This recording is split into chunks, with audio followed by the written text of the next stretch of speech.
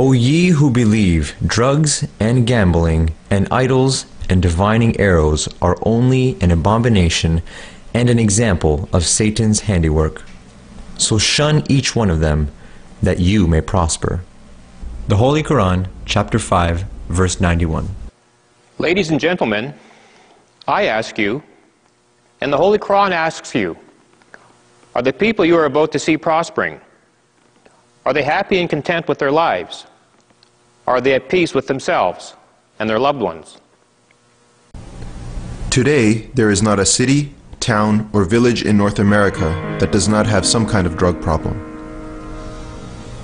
The caring parent who detects or even suspects drug use enters a world of depressing and disturbing situations. Addiction, promiscuity, crime, violence, and serious emotional difficulties tend to occur together. The main factor causing these problems is drug and alcohol use.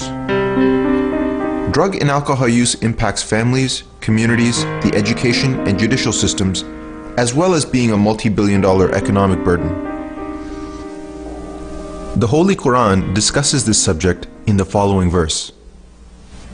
They ask thee concerning intoxicants and gambling. Say, in both there is great sin and harm, and some advantages for men.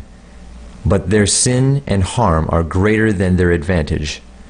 And they ask thee what they should spend. Say, spend what you can spare. Thus does Allah make His commandments clear that you may reflect. Chapter 2, verse 220. The cost of drug and alcohol use is $31 billion. That's $1,000 wasted for every Canadian per year. A staggering figure that we have hidden within our federal, provincial, and municipal budgets. It is the cost that we have accepted without much protest as normal government business. However, God's attitude is different. He expects society, especially those in authority over us, to spend this money on the poor and disadvantaged instead of the consequences of drug and alcohol use. Imagine how much better off you and your family would be if each member had an extra $1,000 to spend each year.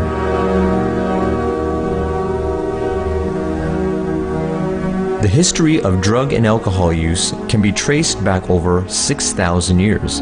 For example,